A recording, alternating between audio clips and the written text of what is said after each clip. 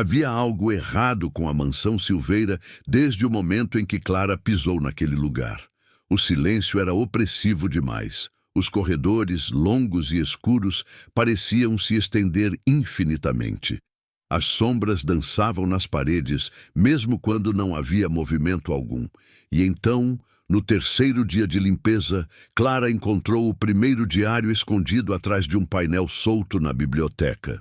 As páginas amareladas revelavam a verdade chocante. A última pessoa realmente viva naquela mansão tinha falecido há mais de 50 anos. Mas então, quem eram as figuras que ela ocasionalmente vislumbrava pelos cantos dos olhos?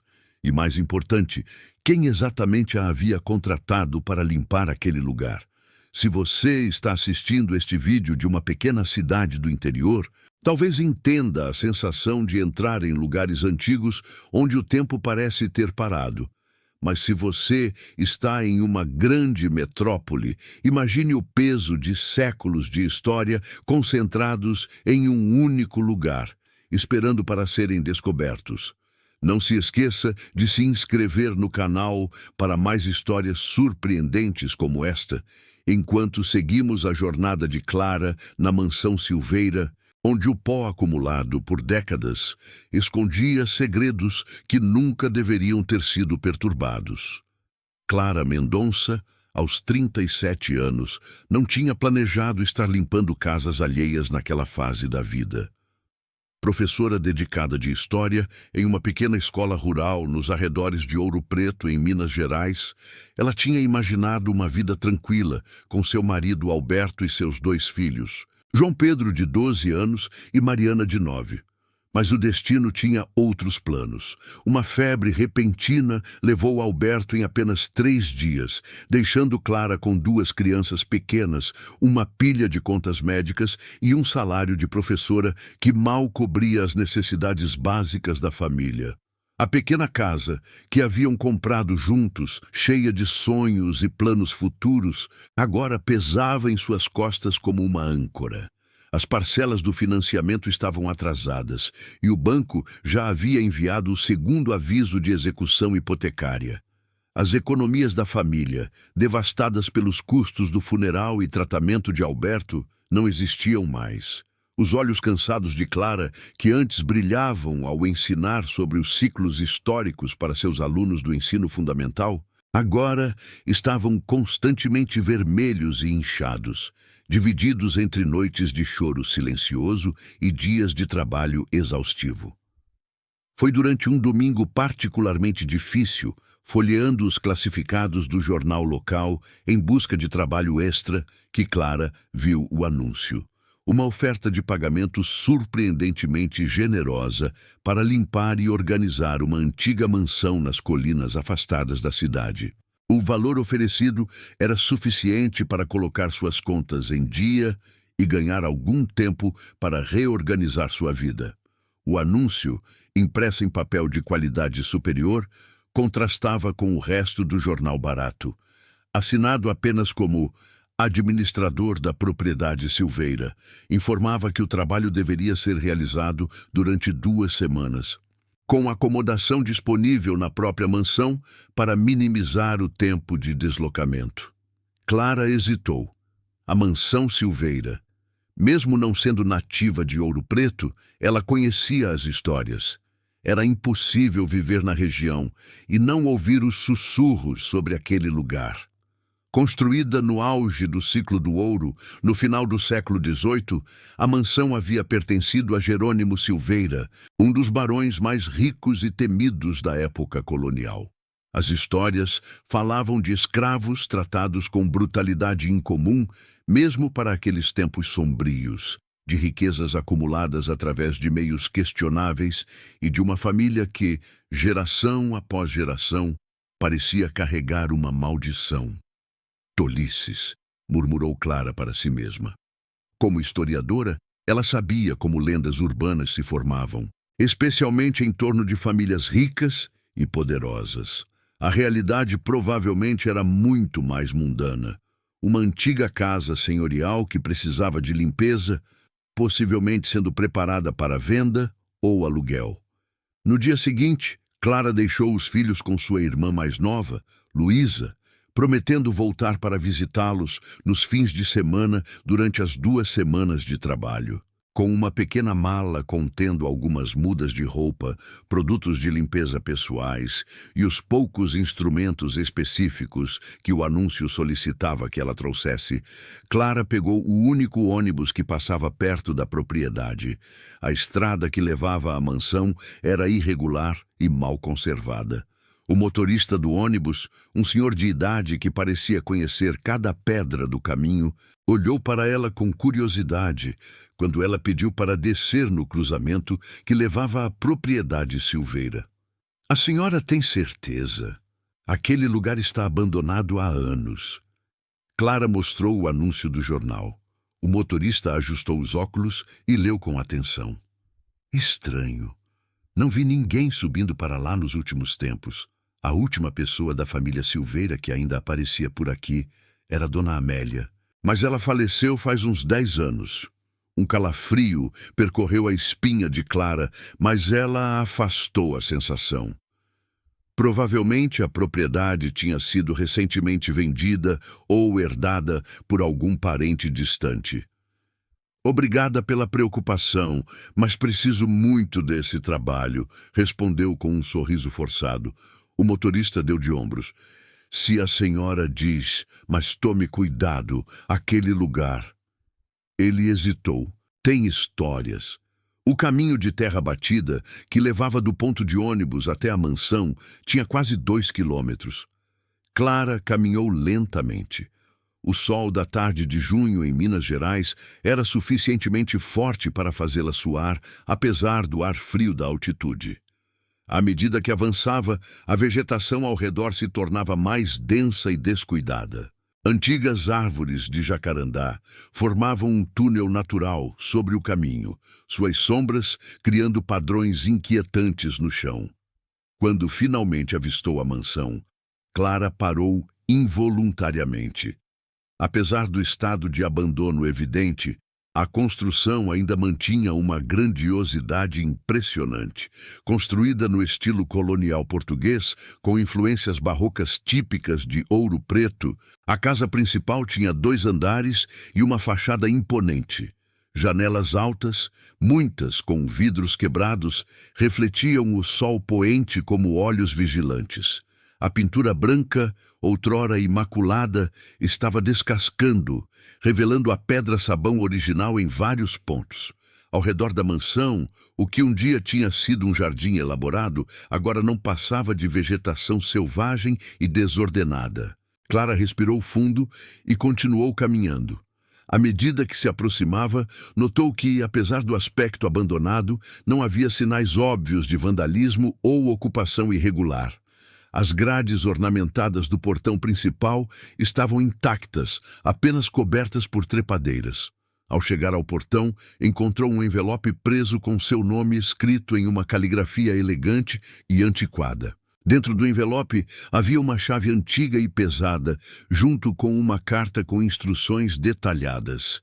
A carta, assinada apenas como administrador, informava que todo o material de limpeza necessário já estava na casa, junto com alimentos suficientes para sua estadia. Havia também uma lista meticulosa dos cômodos que precisavam de atenção especial e uma observação de que o pagamento seria depositado integralmente após a conclusão satisfatória do trabalho.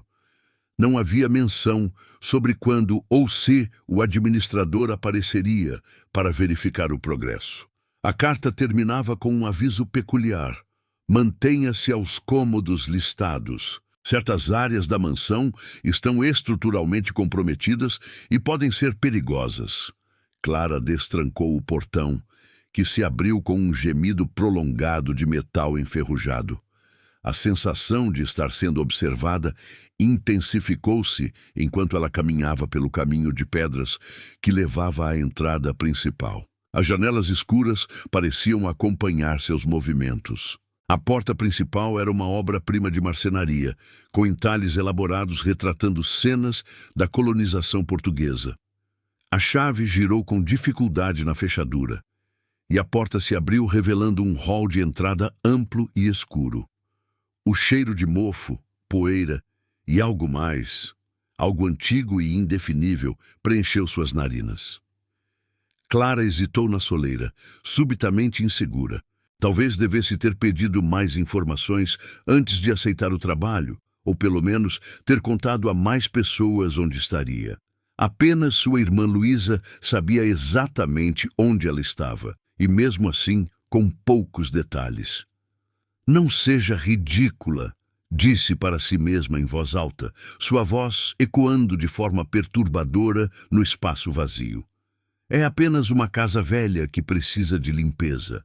Com essa afirmação, Clara Mendonça entrou na mansão Silveira, sem saber que aquelas 2 semanas mudariam completamente o curso da sua vida, se ela conseguisse sobreviver a elas.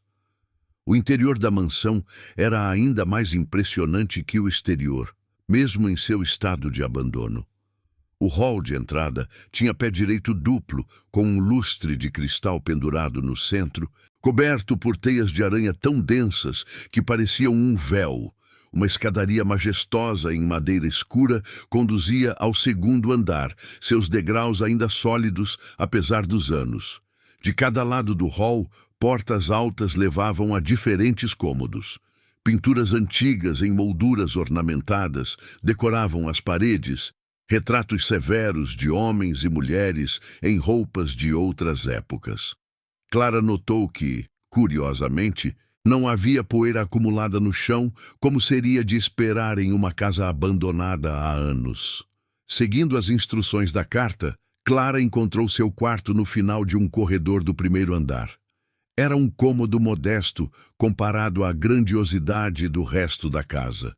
Provavelmente um antigo quarto de empregados, mas estava razoavelmente limpo e continha uma cama simples, um armário e uma pequena mesa. Em uma cadeira junto à janela, encontrou mais um envelope com seu nome. Esta 2ª carta continha instruções mais específicas para o trabalho e um mapa simplificado da mansão, com os cômodos que requeriam limpeza, marcados em vermelho. Havia também uma nota informando que água corrente estava disponível apenas em certos horários do dia devido ao antigo sistema hidráulico, e que a eletricidade era fornecida por um gerador que deveria ser ligado apenas quando necessário. Clara organizou seus pertences e decidiu familiarizar-se com a casa antes que a noite caísse completamente. Com o mapa em mãos e uma lanterna que encontrou na mesa de cabeceira, ela começou a percorrer os corredores silenciosos da mansão. A casa era um labirinto de cômodos interconectados, muitos ainda contendo móveis antigos cobertos por lençóis brancos que, na luz fraca da tarde, pareciam figuras fantasmagóricas. A biblioteca foi o cômodo que mais impressionou Clara. Ocupando quase toda a ala oeste do 1º andar, era uma sala magnífica com estantes do chão ao teto, todas repletas de livros que pareciam não ter sido tocados por décadas. Uma escada espiral em ferro permitia acesso às prateleiras mais altas. Foi ali, em meio ao cheiro de papel velho e couro, que Clara sentiu pela primeira vez aquela sensação inquietante de não estar sozinha. Um movimento periférico, como se alguém tivesse passado rapidamente pela porta aberta, chamou sua atenção. Ela virou-se bruscamente, o coração acelerado. "Olá? Tem alguém aí?" Sua voz foi absorvida pelas estantes de livros. Nenhuma resposta veio. Clara tentou convencer-se de que tinha sido apenas um truque da luz do sol poente através das janelas empoeiradas. Ou talvez um pequeno animal que havia encontrado abrigo na mansão abandonada. Continuando sua exploração, Clara notou outros detalhes inquietantes. Em alguns cômodos, objetos pessoais pareciam ter sido deixados às pressas. Um livro aberto sobre uma mesa, agulhas de tricô ainda com o trabalho inacabado, um conjunto de chá parcialmente servido. Era como se os habitantes da casa tivessem simplesmente desaparecido no meio de suas atividades diárias. À medida que o sol se punha, as sombras dentro da mansão cresciam e se tornavam mais densas. Clara decidiu retornar ao seu quarto e preparar algo para comer. Conforme mencionado na carta, encontrou a cozinha bem abastecida com alimentos não perecíveis e alguns itens frescos que pareciam ter sido colocados ali muito recentemente. Enquanto preparava uma refeição simples, Clara não conseguia afastar a sensação de estar sendo observada. Cada rangido da antiga estrutura da casa a fazia olhar por sobre o ombro. Cada corrente de ar parecia um sussurro distante, mas sempre que procurava a fonte desses distúrbios, encontrava apenas cômodos vazios e silenciosos. Após a refeição, Clara retornou ao seu quarto. A noite havia caído completamente e a escuridão fora das janelas era absoluta. A propriedade ficava longe o suficiente da cidade para que nenhuma luz artificial interferisse no breu da noite rural. Sentada na cama, com apenas a luz fraca de um abajur antigo iluminando o quarto, Clara abriu seu diário pessoal e começou a registrar suas impressões do dia. Era um hábito que mantinha desde a adolescência, uma forma de organizar seus pensamentos e, mais recentemente, de lidar com o luto pela perda de Alberto. Primeiro dia na mansão Silveira, escreveu. O lugar é impressionante, mas inquietante. Há algo estranho aqui que não consigo definir. Talvez seja apenas o peso da história, algo que posso apreciar como professora de história. Amanhã começarei o trabalho de limpeza propriamente dito e, com sorte, descobrirei mais sobre quem realmente me contratou. O som de passos no corredor interrompeu sua escrita. Passos leves, mas distintos, como se alguém estivesse caminhando lentamente pelo corredor em direção ao seu quarto. Clara congelou, a caneta ainda na página do diário. Os passos pararam exatamente do lado de fora de sua porta. Clara esperou, o coração martelando contra seu peito. Segundos se transformaram em minutos, mas nenhum outro som veio. Nenhuma batida na porta, nenhum chamado. Apenas silêncio. Após o que pareceu uma eternidade, Clara reuniu coragem para se levantar. Com passos silenciosos, aproximou-se da porta e, após uma breve hesitação, abriu-a rapidamente. O corredor estava vazio e silencioso, iluminado apenas pela luz da lua que entrava por uma janela no final do hall. Não havia absolutamente ninguém à vista. Clara fechou a porta e girou a chave na fechadura. Disse a si mesma que os passos provavelmente eram apenas o som da madeira antiga da casa se ajustando com a mudança de temperatura noturna. Uma explicação racional, lógica. Mas enquanto se deitava na cama, puxando as cobertas até o queixo apesar do calor, Clara não conseguiu afastar a sensação de que a mansão Silveira guardava segredos muito mais sombrios do que simples histórias de uma família rica do período colonial. E assim começou o primeiro de muitos dias inquietantes para Clara Mendonça na mansão aparentemente vazia. Na manhã seguinte, Clara acordou com o som de pássaros cantando nas árvores próximas à janela de seu quarto. Por um momento, ela esqueceu onde estava, e a visão do teto desconhecido acima dela causou um breve momento de pânico. Então, as memórias do dia anterior voltaram, e ela se lembrou. A mansão Silveira, o trabalho de limpeza, as estranhas ocorrências da noite. Clara se levantou e abriu as cortinas. A luz da manhã inundou o quarto, dissipando parte da inquietação da noite anterior. À luz do dia, a mansão parecia menos ameaçadora. Apenas uma casa antiga e negligenciada que precisava de cuidados. Após um café da manhã rápido, Clara começou seu trabalho. Seguindo o plano detalhado deixado pelo misterioso administrador, ela iniciou pela ala leste do primeiro andar.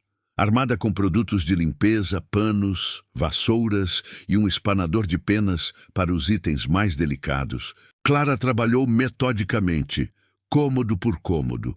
A sala de música foi a primeira. Era um espaço elegante com janelas altas que davam para o que um dia havia sido um jardim formal. Um piano de cauda Bechstein, surpreendentemente bem preservado, ocupava o centro do cômodo. Clara passou horas limpando o pó das teclas de marfim amarelado, polindo a madeira escura e restaurando o brilho aos metais. Enquanto trabalhava, não pôde resistir a pressionar algumas teclas. As notas soaram perfeitamente afinadas no ar parado, como se o instrumento tivesse sido tocado recentemente.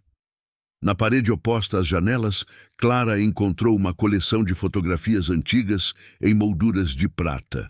Eram retratos formais da família Silveira através das gerações. Homens de aparência severa, com bigodes elaborados, mulheres com vestidos vitorianos e expressões solenes. Uma fotografia em particular chamou sua atenção. Uma jovem mulher em um vestido branco simples, sentada ao piano. Diferente dos outros sujeitos, ela sorria levemente para a câmera, seus olhos transmitindo uma vivacidade que contrastava com a formalidade dos outros retratos. Enquanto limpava a moldura dessa fotografia, Clara notou algo escrito a lápis no verso: Elisa Silveira, 1897, antes do incidente. Que incidente? Murmurou Clara para si mesma, a curiosidade profissional da historiadora se manifestando. O resto do dia passou sem incidentes significativos. Clara trabalhou diligentemente, movendo-se da sala de música para um pequeno escritório adjacente e depois para o que parecia ter sido uma sala de costura. Em cada cômodo encontrava sinais de vidas interrompidas, cartas pela metade em escrivaninhas, projetos inacabados, pequenos objetos pessoais deixados como se seus donos pretendessem retornar em breve para buscá-los. No final da tarde, exausta, mas satisfeita com o progresso feito, Clara decidiu explorar um pouco mais da mansão. O mapa fornecido pelo administrador marcava várias áreas como não autorizadas, incluindo toda a ala norte e o terceiro andar. Curiosa, Clara caminhou até o limite da área permitida, onde um corredor longo e escuro se estendia em direção à ala norte. Parando na entrada do corredor proibido, ela tentou enxergar o que havia além. A escuridão era quase palpável, como se a luz simplesmente se recusasse a penetrar aquela parte da casa. Um odor estranho emanava do corredor. Não apenas o cheiro esperado de mofo e abandono, mas algo mais. Algo que lembrava vagamente produtos químicos ou medicamentos. Clara estava prestes a dar meia volta quando ouviu o som. Um suave tilintar metálico, como o de instrumentos cirúrgicos sendo movidos. O som veio claramente do fundo do corredor proibido, seguido pelo que parecia ser um murmúrio baixo de vozes. "Olá? Tem alguém aí?" chamou Clara, sua voz ecoando pelo corredor vazio. O som cessou imediatamente.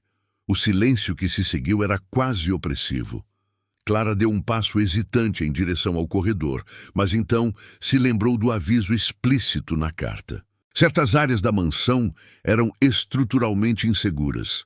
Talvez fosse apenas o som da estrutura antiga se ajustando, amplificado pela acústica peculiar da casa, ou pequenos animais que haviam encontrado abrigo na mansão abandonada. Relutantemente, ela voltou para a área autorizada da casa. O resto da tarde passou sem outros eventos estranhos, e Clara conseguiu terminar a limpeza de todos os cômodos planejados para o dia.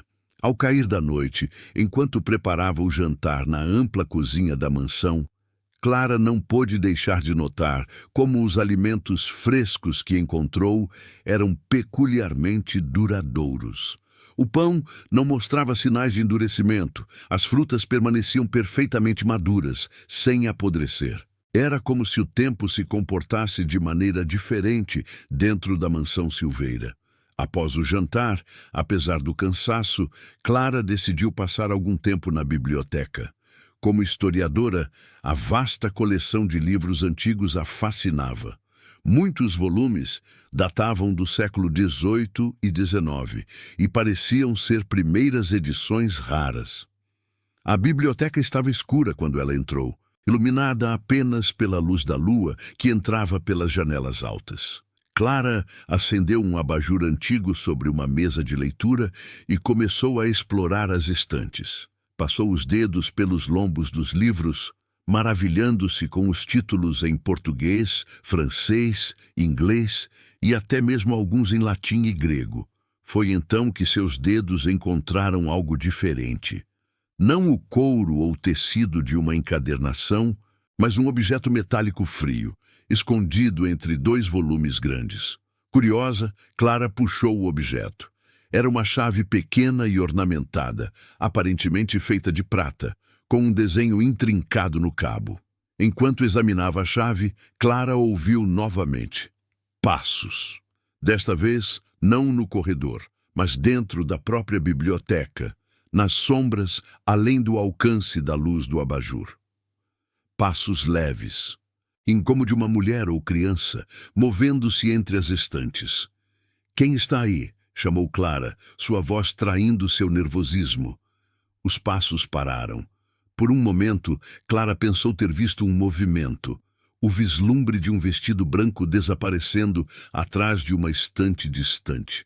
Mas quando ela se moveu para investigar, não havia ninguém lá. Com o coração acelerado, Clara voltou para a mesa de leitura, a chave ainda em sua mão. Foi então que notou que um dos painéis da parede próxima à mesa parecia ligeiramente desalinhado. Aproximando-se, ela viu que não era uma parede sólida, mas um painel de madeira que, em uma inspeção mais cuidadosa, parecia poder ser movido. Movida por uma curiosidade que superava seu medo, Clara pressionou levemente o painel.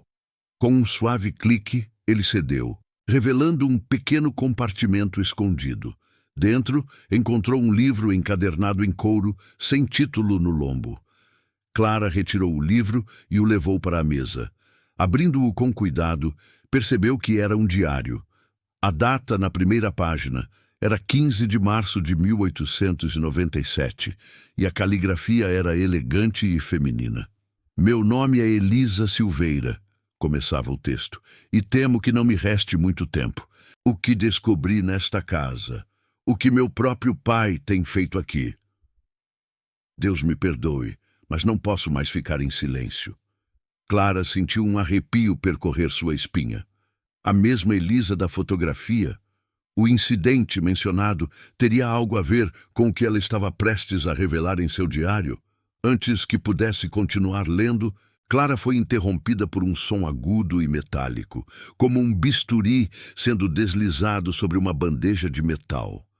O som veio de trás dela, de um canto escuro da biblioteca que ela tinha certeza estar vazio, momentos antes.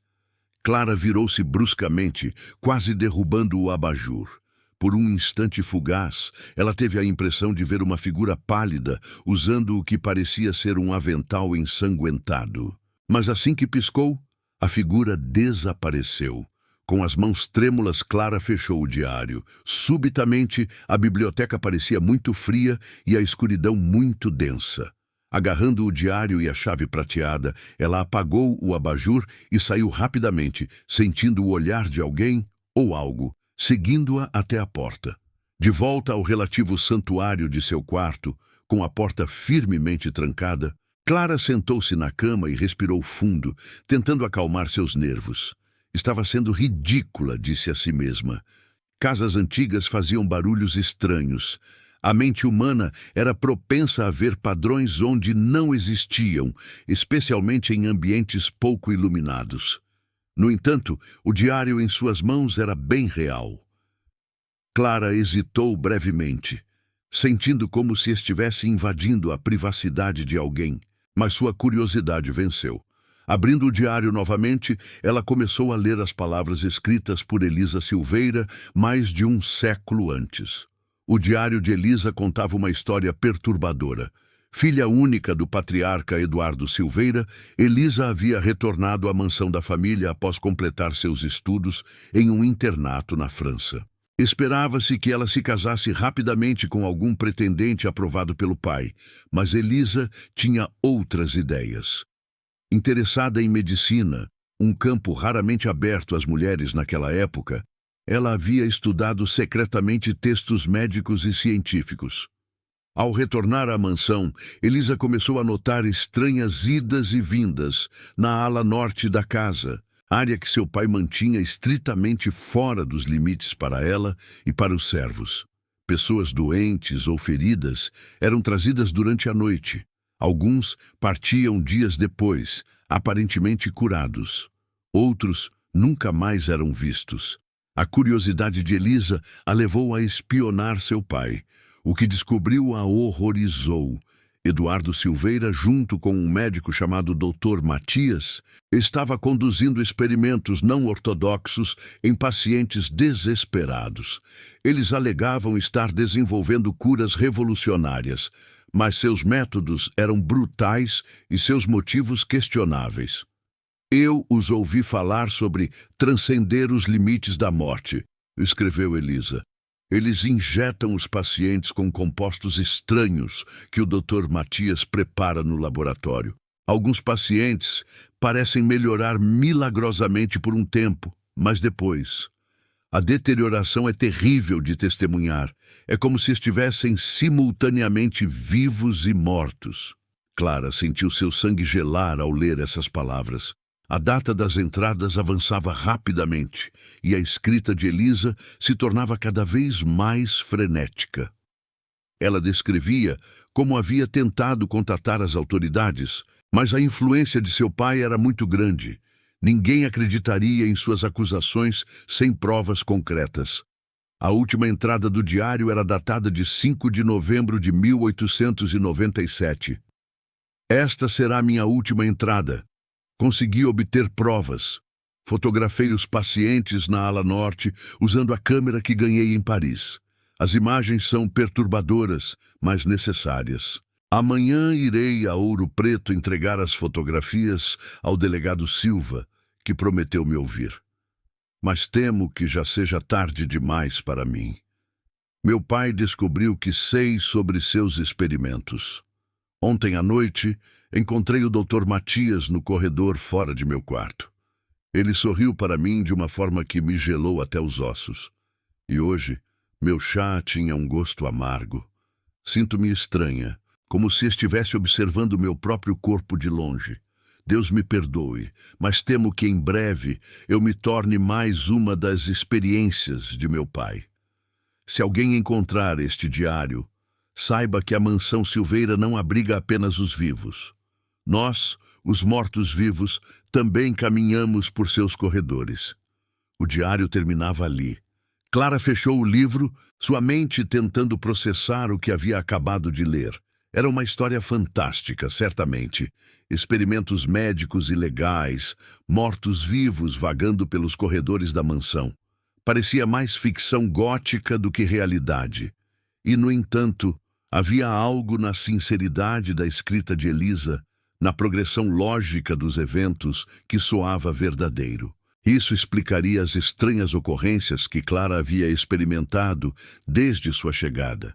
Os sons, os vislumbres de figuras, a sensação constante de ser observada. Clara verificou o relógio. Passava da meia-noite. Decidiu que continuaria sua investigação na manhã seguinte. Guardou o diário sob o travesseiro e deitou-se, mas o sono demorou a chegar. Quando finalmente adormeceu, seus sonhos foram povoados por figuras pálidas, em aventais ensanguentados e o som de instrumentos médicos tilintando na escuridão. Na manhã seguinte, Clara acordou com um sobressalto. Por um momento desorientador, ela jurou que havia alguém inclinado sobre sua cama, observando-a dormir. Uma figura em um vestido branco com olhos tristes e vazios. Mas quando piscou e se sentou, o quarto estava vazio, iluminado pela luz suave da manhã que entrava pela janela. Após um café da manhã rápido, Clara voltou ao trabalho de limpeza. Hoje, segundo o plano, ela deveria limpar os quartos da ala oeste do segundo andar. Enquanto subia a escadaria majestosa, o diário de Elisa pesava em sua bolsa, junto com a chave prateada que havia encontrado. Os quartos do segundo andar eram aposentos elegantes que claramente haviam pertencido aos membros mais importantes da família. O primeiro quarto que Clara limpou Parecia ter sido o da matriarca, uma suíte espaçosa, decorada em tons de azul e prata, com uma penteadeira elaborada, ainda contendo frascos antigos de perfumes e cremes. Na parede, mais retratos da família Silveira. Clara observou atentamente cada um, procurando por Elisa. Encontrou-a em uma fotografia de grupo, a mesma jovem da foto no piano, agora entre o que parecia ser seu pai, um homem austero de barba pontiaguda, e um homem mais jovem usando um jaleco médico. Uma inscrição no rodapé identificava Eduardo Silveira, Elisa Silveira e Dr. Matias Albuquerque, 1897. O doutor Matias tinha uma aparência agradável, quase gentil, com óculos redondos e um sorriso suave. Não parecia o tipo de pessoa que conduziria experimentos horríveis em pacientes desafortunados. Mas Clara sabia, por seus estudos históricos, que os piores horrores da humanidade frequentemente vinham embalados em rostos comuns e sorrisos amigáveis. Continuando com seu trabalho, Clara entrou no que parecia ter sido o quarto principal, provavelmente o de Eduardo Silveira. Era um aposento masculino e severo, com móveis pesados de madeira escura e poucos adornos. Uma escrivaninha maciça dominava um canto do quarto, com várias gavetas fechadas. Enquanto limpava a escrivaninha, Clara notou que uma das gavetas tinha uma pequena fechadura. Por impulso, ela tirou a chave prateada de sua bolsa e a encaixou na fechadura. Para sua surpresa, a chave girou suavemente e a gaveta se abriu. Dentro, encontrou um caderno encadernado em couro negro, similar em aparência ao diário de Elisa, mas maior e mais formal. Abrindo-o, Clara viu que era um tipo de registro, páginas e mais páginas de anotações meticulosas, com datas, nomes e observações clínicas. Paciente 30S, José Oliveira, 42 anos, tuberculose avançada. Iniciado tratamento com composto X em 15/06/1897. Reação inicial positiva. Febre reduzida, tosse diminuída. Dia 3, deterioração rápida da função cognitiva, mas melhora significativa dos sintomas físicos. Dia 7, paciente não responde a estímulos verbais, mas o corpo mantém funções vitais sem assistência respiratória. Pupilas dilatadas, sem resposta à luz, pele fria ao toque. Conclusão: sucesso parcial. Sujeito mantém funções corporais básicas sem cognição aparente. Moveremos para a observação prolongada na ala norte. Clara folheou o caderno, seu horror crescendo a cada página. O composto X, mencionado repetidamente, parecia ser algum tipo de droga experimental que Eduardo e o Dr. Matias administravam a pacientes terminais. Os resultados eram consistentes. Melhora inicial dos sintomas físicos, seguida por deterioração mental severa, resultando em um estado que Eduardo descrevia clinicamente como morte cerebral com manutenção de funções corporais autônomas. Em termos leigos, zumbis. Corpos tecnicamente vivos, mas sem mente ou consciência. As últimas páginas do registro eram dedicadas a um paciente especial, Elisa. Clara leu com crescente horror como Eduardo documentava friamente a administração do composto X à própria filha, justificando o ato como necessário para proteger nosso trabalho e uma oportunidade única de testar o composto em um sujeito jovem e saudável.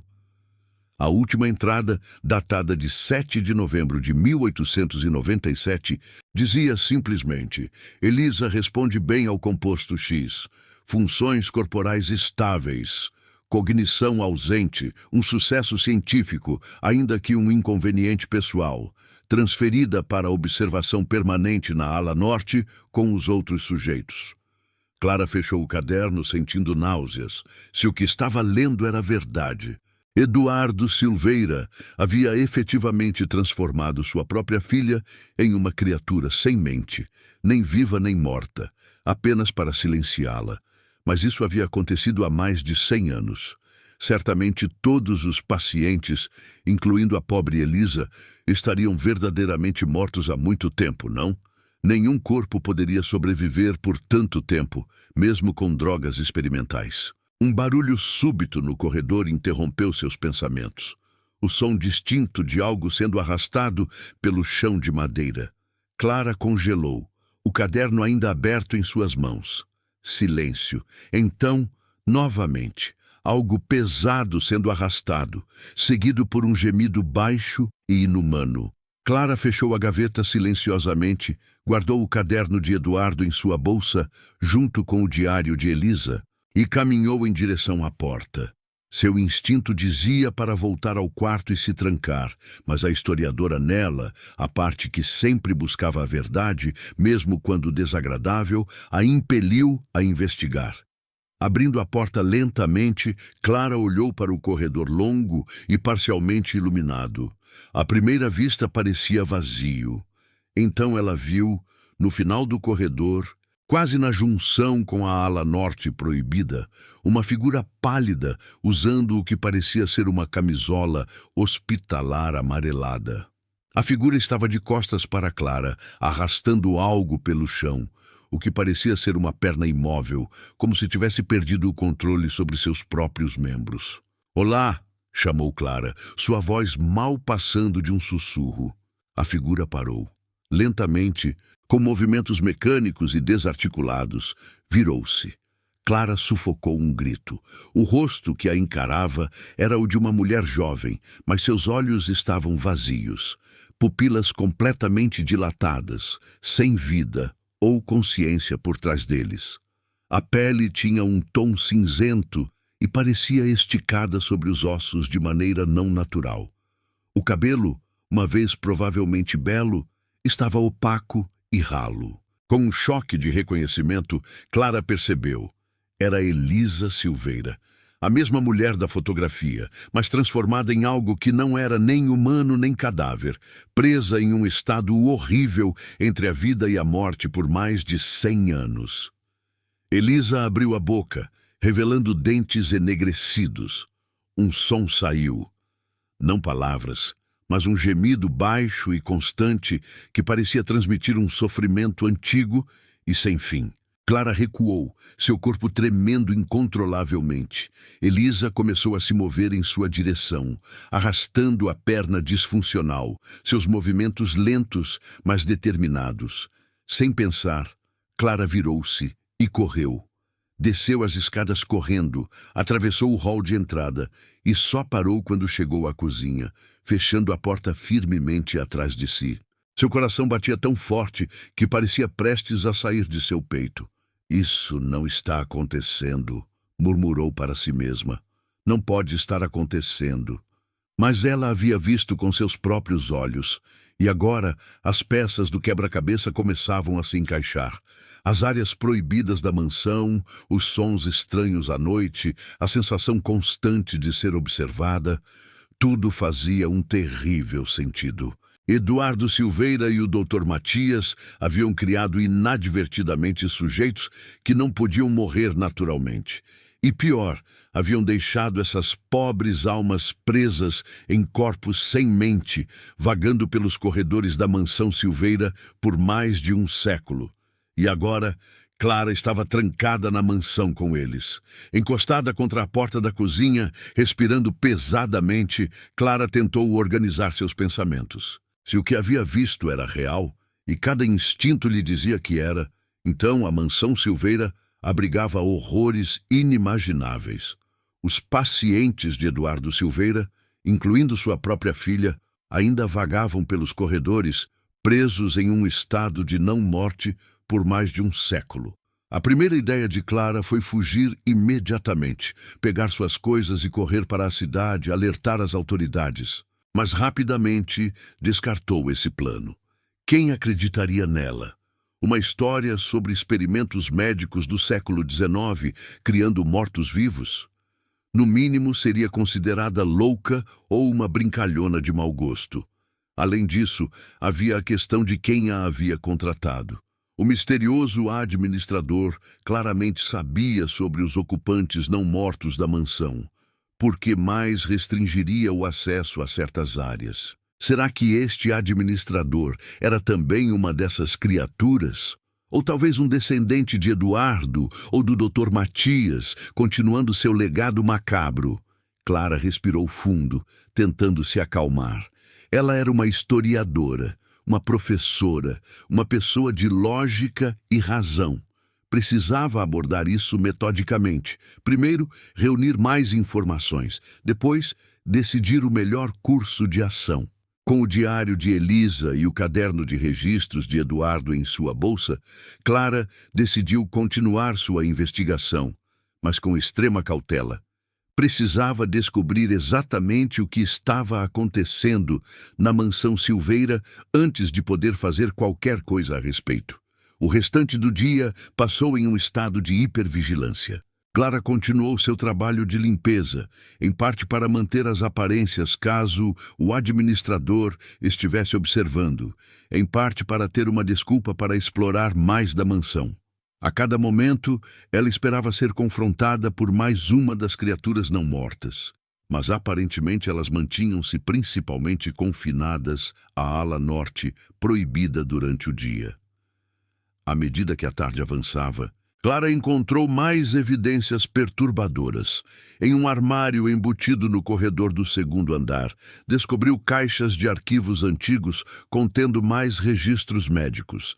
Estes datavam de décadas após os experimentos iniciais, alguns tão recentes quanto a década de 1990, sugerindo que alguém havia continuado o trabalho de Eduardo muito depois de sua morte. Um nome aparecia repetidamente nos registros mais recentes: Dr. Ricardo Albuquerque. Uma rápida busca revelou fotografias de um homem de aparência séria em seus 50 anos, com uma semelhança inconfundível com o jovem Dr. Matias das fotografias antigas. Um descendente, murmurou Clara para si mesma, ou o mesmo homem. Uma ideia perturbadora começou a se formar em sua mente. E se o composto X não apenas mantivesse os corpos funcionando sem mente, mas também retardasse significativamente o envelhecimento? E se o Dr. Matias e Eduardo Silveira tivessem tomado versões modificadas de sua própria droga, permitindo-lhes estender suas vidas por décadas, além do normal, enquanto mantinham suas faculdades mentais? Essa teoria explicaria muitas coisas: a continuidade dos experimentos, a manutenção da mansão, a presença de alimentos frescos. Talvez o administrador que havia contratado Clara fosse o próprio Dr. Matias, ou Eduardo, ou algum outro membro da equipe original ainda vivo, após mais de um século. Mas por que contratá-la? Qual era o propósito de trazer uma faxineira, uma que, por coincidência, era historiadora, para a mansão? Enquanto essas perguntas rodavam em sua mente, Clara encontrou algo ainda mais perturbador no fundo de uma das caixas de arquivos. Um jornal amarelado de ouro preto, datado de 10 de novembro de 1897. Uma pequena notícia na terceira página chamou sua atenção. Tragédia na família Silveira. Jovem herdeira comete suicídio. Elisa Silveira, 22 anos, filha única do proeminente empresário Eduardo Silveira, foi encontrada morta em seus aposentos na última quinta-feira. Fontes próximas à família afirmam que a jovem sofria de melancolia. O enterro foi realizado em cerimônia privada na capela da propriedade Silveira. Dr. Matias Albuquerque, médico da família, emitiu o atestado de óbito. O Sr. Silveira não quis comentar a tragédia. Clara sentiu um arrepio percorrer sua espinha. A notícia era claramente uma farsa. Elisa não havia cometido suicídio.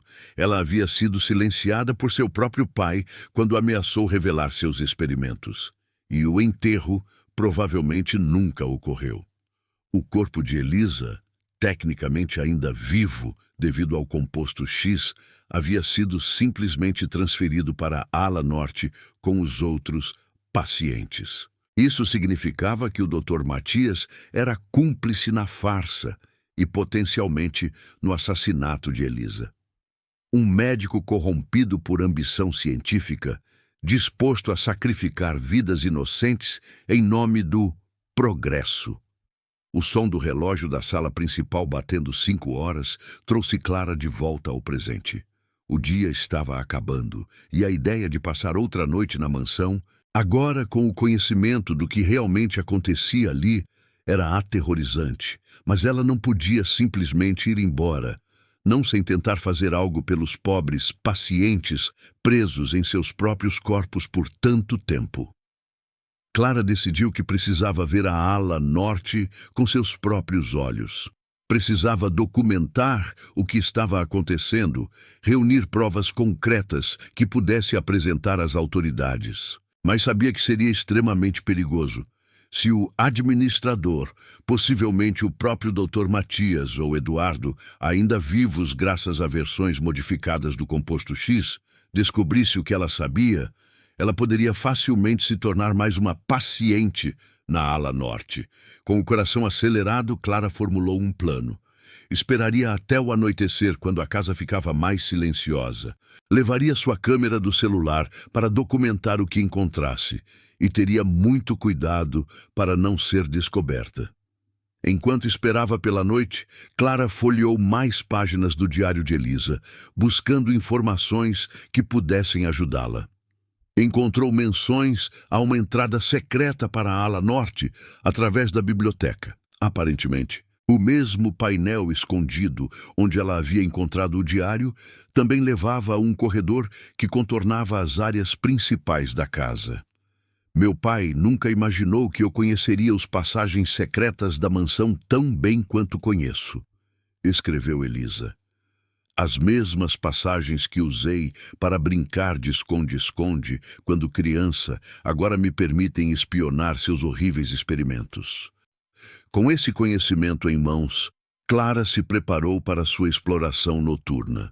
Quando o relógio bateu 10 horas e a mansão estava mergulhada na escuridão, ela saiu silenciosamente de seu quarto e se dirigiu à biblioteca. A biblioteca parecia diferente à noite, as sombras mais densas, os sons mais ampliados. Clara moveu-se cautelosamente até o painel onde havia encontrado o diário. Pressionando-o da maneira que Elisa descrevia em suas anotações, ela descobriu que o painel inteiro podia girar, revelando uma passagem estreita além. Armada apenas com a lanterna de seu celular e uma coragem nascida do desejo de descobrir a verdade, Clara entrou na passagem secreta. O ar era abafado e cheirava a mofo.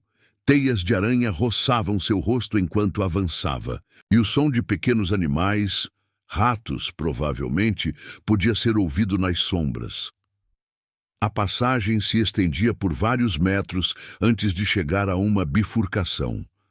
Seguindo as instruções no diário de Elisa, Clara tomou o caminho da esquerda, que supostamente levava à ala norte. Após o que pareceu uma eternidade caminhando na escuridão opressiva, Clara chegou a uma porta de madeira. Segundo o diário, esta porta dava acesso a uma sala de observação adjacente ao laboratório principal na ala norte, um local onde Eduardo e o Dr. Matias monitoravam seus pacientes sem serem vistos. Respirando fundo, Clara abriu lentamente a porta. O ranger das dobradiças enferrujadas pareceu ensurdecedor no silêncio da noite. A sala de observação era pequena e empoeirada, claramente não utilizada há algum tempo. Uma janela de vidro ocupava quase toda uma parede, dando vista para um espaço muito maior além, o laboratório principal. O que Clara viu, através daquela janela, ficaria gravado em sua memória para sempre. O laboratório era um espaço amplo com várias camas hospitalares antigas, dispostas em fileiras ordenadas.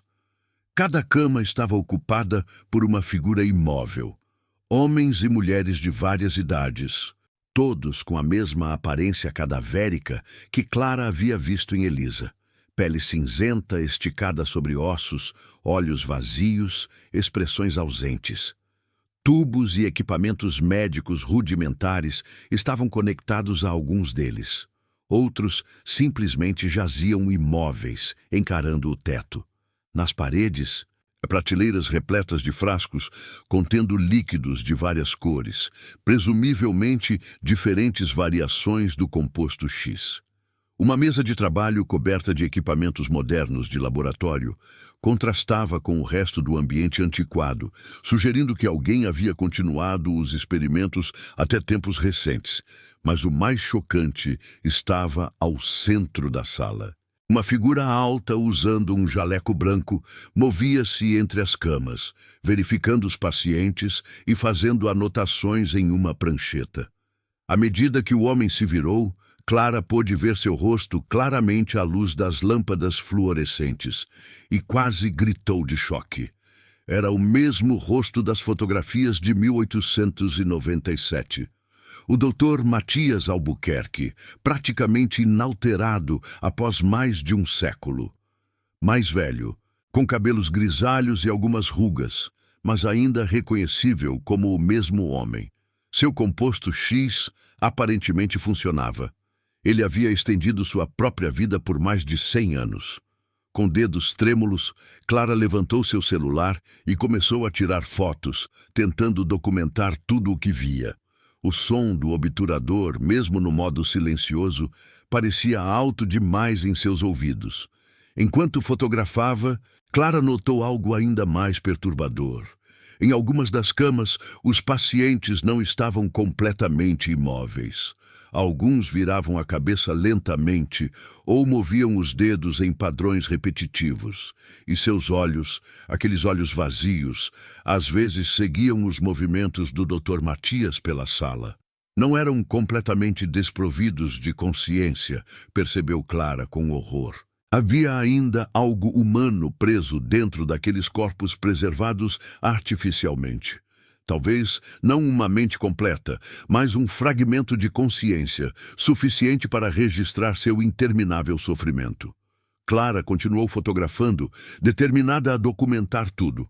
Foi então que cometeu um erro crítico. Em sua pressa, bateu o cotovelo em uma pequena estante metálica próxima à janela de observação. Uma bandeja de instrumentos médicos caiu ao chão com um estrondo. No laboratório, o Dr. Matias virou-se bruscamente em direção à janela de observação. Por um momento terrível, seu olhar encontrou o de Clara através do vidro. "Então você encontrou meus pacientes", disse uma voz calma atrás de Clara. Ela virou-se com um sobressalto. Parado na porta da sala de observação, estava um homem idoso com barba branca bem aparada, usando um terno elegante, mas antiquado. Sua postura era ereta, apesar da idade aparente, e seus olhos brilhavam com uma inteligência penetrante. Clara reconheceu-o imediatamente das fotografias. Eduardo Silveira, o patriarca da família e o iniciador dos experimentos macabros. Como o Dr. Matias, ele havia aparentemente usado o composto X para prolongar sua própria vida por mais de um século. "Você deve ser Clara", continuou Eduardo em tom conversacional, como se estivessem discutindo o tempo. "Devo dizer que você progrediu em sua investigação muito mais rapidamente do que eu esperava. Muito impressionante." Clara recuou, procurando desesperadamente uma saída, mas Eduardo bloqueava a única porta. No laboratório, além da janela, o Dr. Matias havia desaparecido, presumivelmente a caminho da sala de observação. "Por que me contratou?"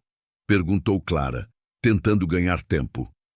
"Por que trazer alguém para limpar, se não queria que esses segredos fossem descobertos?" Eduardo sorriu, um sorriso que não alcançava seus olhos frios. "Minha querida, eu não a contratei para limpar. A contratei precisamente porque esperava que você descobrisse nossos pacientes. Veja bem, preciso regularmente de novos sujeitos para nossos experimentos. O composto X avançou muito desde 1897, graças ao trabalho incansável do Dr. Matias, mas ainda precisamos de novos voluntários." Um arrepio percorreu a espinha de Clara à medida que a terrível verdade se tornava clara. Ela não havia sido contratada, apesar de sua curiosidade. Havia sido contratada por causa dela. Eduardo havia antecipado que uma historiadora não resistiria a investigar os mistérios da mansão. Ele havia deixado pistas deliberadamente: o diário de Elisa, a chave, os registros. Tudo para levá-la exatamente onde estava agora. E claro, continuou Eduardo com a mesma voz calma, precisamos especialmente de sujeitos com mentes aguçadas. O Dr. Matias tem uma teoria fascinante sobre a correlação entre a capacidade cognitiva pré-tratamento e a retenção de consciência residual pós-tratamento. Uma historiadora com seu talento será um sujeito de teste particularmente valioso. O som de passos no corredor indicava que o Dr. Matias estava se aproximando. Clara sabia que tinha segundos antes de ser capturada. Em um movimento desesperado, ela jogou o celular em Eduardo, acertando-o no rosto. O homem idoso cambaleou, momentaneamente atordoado. Clara aproveitou a oportunidade para passar correndo por ele, empurrando-o contra a parede. Ela correu pelo corredor escuro, seu coração batendo tão forte que parecia prestes a sair de seu peito. Atrás dela, podia ouvir Eduardo gritando para o Dr. Matias: "Pegue-a! Não deixe que escape!" Clara correu cegamente pela passagem secreta, tropeçando na escuridão, suas mãos estendidas tocando as paredes para se orientar. Quando finalmente alcançou a biblioteca, empurrou o painel giratório e saiu cambaleando para o espaço mais amplo. Sem parar para pensar, Clara correu para o hall de entrada. Sua única chance era sair da mansão, chegar à estrada principal e, de alguma forma, encontrar ajuda antes que Eduardo e o Dr. Matias a alcançassem.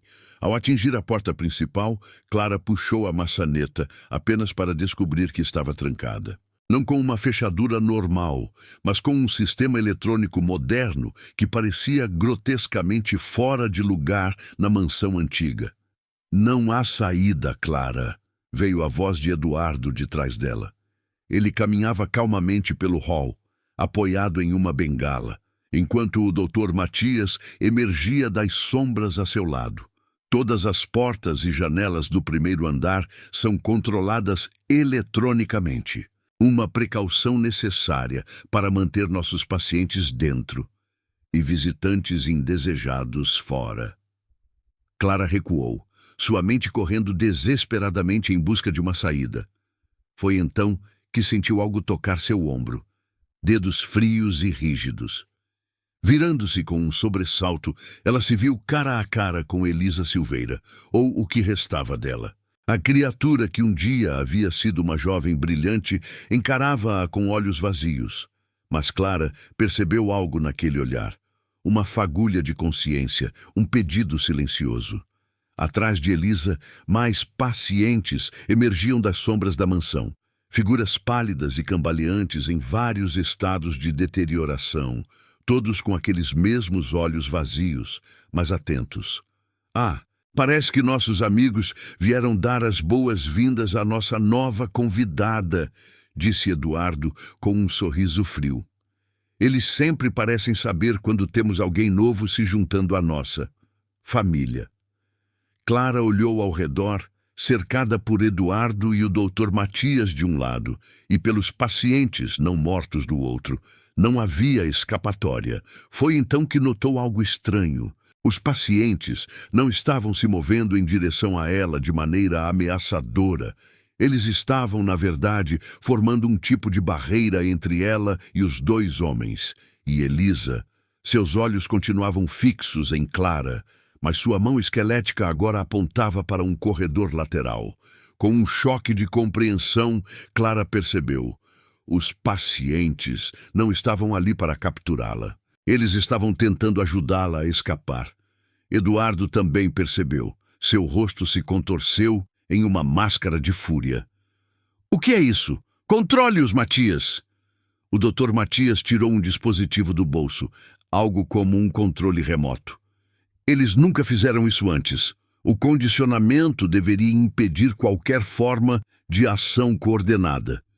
Enquanto os dois homens se distraíam, Clara aproveitou a oportunidade.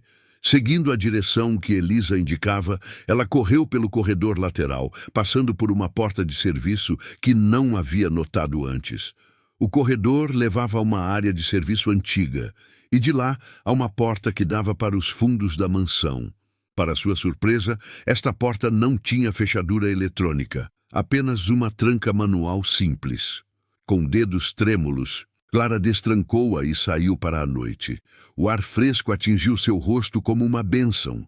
Clara correu pelo jardim abandonado, dirigindo-se para a floresta que cercava a propriedade. Atrás dela, podia ouvir alarmes soando na mansão e as vozes furiosas de Eduardo e do Dr. Matias. Correndo entre as árvores, guiada apenas pela luz da lua, Clara seguiu na direção que acreditava levar à estrada principal. Seu pulmão queimava, seus músculos protestavam, mas o medo a impulsionava adiante. Depois do que pareceu uma eternidade, ela finalmente avistou as luzes de um veículo na estrada. Reunindo suas últimas forças, Clara correu para a estrada e acenou freneticamente. O carro, um táxi que retornava a Ouro Preto após deixar um passageiro em uma propriedade vizinha, parou. O motorista, um homem de meia idade com expressão preocupada, baixou o vidro. "Senhora, está tudo bem?" "Por favor", ofegou Clara. "Preciso chegar à delegacia de polícia em Ouro Preto. É uma emergência." O motorista, vendo seu estado de pânico e as roupas rasgadas pela corrida pela floresta, não fez perguntas. Apenas destravou as portas. "Entre." Enquanto o táxi se afastava da mansão Silveira, Clara olhou pela janela traseira. Por um momento, ela pensou ter visto figuras pálidas paradas na beira da estrada, observando sua partida. E à frente delas, a figura distinta de uma mulher em um vestido branco, seu longo cabelo escuro balançando na brisa noturna. "Obrigada, Elisa", murmurou Clara. "Vou contar sua história, prometo." 2 horas depois, Clara estava sentada na delegacia de polícia de Ouro Preto, terminando de relatar sua inacreditável história ao delegado Silva. Coincidentemente, descendente do mesmo delegado que Elisa havia planejado contatar em 1897. Inicialmente cético, o delegado tornou-se mais receptivo quando Clara apresentou o diário de Elisa e o caderno de registros de Eduardo, que havia conseguido trazer em sua fuga. "Isso tudo é difícil de acreditar", disse ele finalmente, folheando o diário com expressão perplexa. "Mas estes documentos são inquestionavelmente antigos e parecem autênticos. E há registros nos arquivos da delegacia sobre desaparecimentos inexplicados na região da Mansão Silveira que remontam a mais de um século. Preciso que vocês investiguem a mansão", insistiu Clara. "Há pessoas, ou o que restou delas, presas lá dentro há décadas, sofrendo, e 2 criminosos que de alguma forma prolongaram suas próprias vidas através de experimentos horríveis." O delegado assentiu gravemente. "Vamos organizar uma operação para a 1ª hora da manhã. Enquanto isso, a senhora ficará sob proteção policial. Se o que diz é verdade, essas pessoas são extremamente perigosas e podem tentar silenciá-la." Clara passou a noite em uma sala de descanso na delegacia, dormindo intermitentemente, assombrada por pesadelos povoados por figuras pálidas com olhos vazios. Pela manhã, uma equipe de policiais fortemente armados, acompanhada por peritos forenses, médicos e o próprio delegado, dirigiu-se à mansão Silveira. Clara insistiu em acompanhá-los. "Conheço a mansão, posso mostrar onde encontrei os documentos, onde vi os pacientes." Relutantemente, o delegado permitiu que ela os acompanhasse, mas com a condição de que permanecesse dentro do veículo policial até que a área fosse declarada segura. Quando a caravana de veículos oficiais chegou à mansão, encontrou os portões abertos. A casa emanava um ar de abandono ainda mais pronunciado à luz da manhã. "Fiquem alertas", instruiu o delegado aos seus homens. "Não sabemos o que vamos encontrar lá dentro." A equipe entrou na mansão, armas em punho, chamando por Eduardo e o Dr. Matias. Mas a casa estava estranhamente silenciosa. Após uma busca inicial, que não revelou sinais de vida, o delegado permitiu que Clara entrasse para guiá-los até a passagem secreta na biblioteca.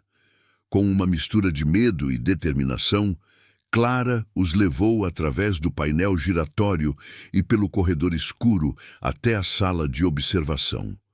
Mas quando chegaram lá, encontraram o laboratório completamente vazio. As camas hospitalares ainda estavam lá, assim como os equipamentos médicos, mas não havia sinal dos pacientes, de Eduardo ou do Dr. Matias. Eles devem ter fugido durante a noite, disse o delegado, examinando uma bandeja de instrumentos médicos abandonados. Provavelmente perceberam que você conseguiu escapar e alertar as autoridades. Mas Clara não estava convencida. Algo não fazia sentido. Os pacientes mal conseguiam se mover e havia dezenas deles. Como poderiam ter sido transportados tão rapidamente? A resposta veio quando os peritos começaram a examinar o laboratório mais detalhadamente. Abaixo de uma das mesas, encontraram uma escotilha que levava a um porão ainda mais profundo. E nesse porão, a cena mais horrível que Clara poderia imaginar. Corpos, dezenas deles, empilhados cuidadosamente. Homens e mulheres de todas as idades, e todos com a mesma aparência cadavérica que Clara havia visto nos pacientes. Mas agora estavam verdadeiramente mortos, cada um com uma única ferida de bala precisa na cabeça. Entre eles, Clara reconheceu Elisa, seu vestido branco manchado de vermelho, seus olhos finalmente fechados em paz. Eles os eliminaram, disse o delegado em voz baixa, chocado. Destruíram todas as evidências vivas de seus experimentos. E suas principais evidências, acrescentou um perito, apontando para 2 corpos no canto mais afastado do porão. Ali, com tiros auto-infligidos nas têmporas, jaziam Eduardo Silveira e o Dr. Matias Albuquerque. Em suas mãos enrijecidas, armas ainda quentes. Ao lado deles, uma única folha de papel, uma confissão assinada, detalhando mais de um século de experimentos ilegais e assassinatos disfarçados, culminando com a decisão final de encerrar o projeto quando expostos. Eles preferiram morrer a serem capturados, disse o delegado, e levaram seus segredos com eles. Mas não todos os seus segredos. Nas semanas que se seguiram, uma investigação exaustiva da Mansão Silveira revelou o verdadeiro escopo dos horrores que haviam ocorrido ali.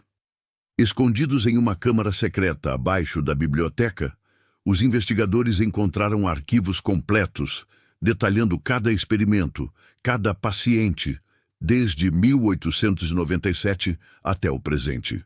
Os corpos foram identificados. Muitos eram pessoas que haviam sido dadas como desaparecidas ao longo das décadas. Famílias que há muito haviam perdido a esperança de descobrir o que acontecera com seus entes queridos, finalmente receberam respostas, ainda que terríveis. E no centro de tudo, o diário de Elisa Silveira e os registros de Eduardo, que Clara havia conseguido salvar, forneceram o contexto histórico que explicava como tudo havia começado. A notícia dos experimentos da Mansão Silveira chocou o país. Jornalistas de todo o Brasil convergiram para Ouro Preto. Historiadores, médicos e cientistas debateram os aspectos éticos e científicos do caso. Para Clara, os meses seguintes foram um turbilhão de depoimentos, entrevistas e o processo de luto por tudo o que havia testemunhado. O dinheiro que haviam prometido pelo trabalho de limpeza nunca chegou, mas ela recebeu uma compensação substancial do governo quando a extensão de seu trauma e seu papel na exposição dos crimes foi reconhecido. Com esses fundos, Clara finalmente conseguiu colocar suas contas em dia e garantir um futuro estável para seus filhos. Mais importante, ela começou a escrever um livro, não apenas sobre os horrores da Mansão Silveira, mas também sobre Elisa, A jovem brilhante que havia tentado expor a verdade mais de um século antes e que, mesmo reduzida a uma sombra de si mesma, havia ajudado Clara a escapar. 1 ano após os eventos na mansão, Clara retornou ao local uma última vez. A propriedade havia sido cercada e declarada local de crime histórico. Eventualmente, seria transformada em um memorial para as vítimas dos experimentos. Parada diante dos portões fechados, Clara depositou um buquê de flores. Não era um gesto apenas para Elisa, mas para todos os pacientes, as dezenas de almas que haviam sido presas em um estado de não-morte por um século ou mais. Descansem em paz, murmurou ela para o vento. Sua história será contada. E enquanto se afastava, Clara poderia jurar que por um momento fugaz viu uma figura em um vestido branco parada junto às janelas altas da mansão. Não mais um fantasma de sofrimento, mas um espírito finalmente livre. Conteúdo gerado por inteligência artificial.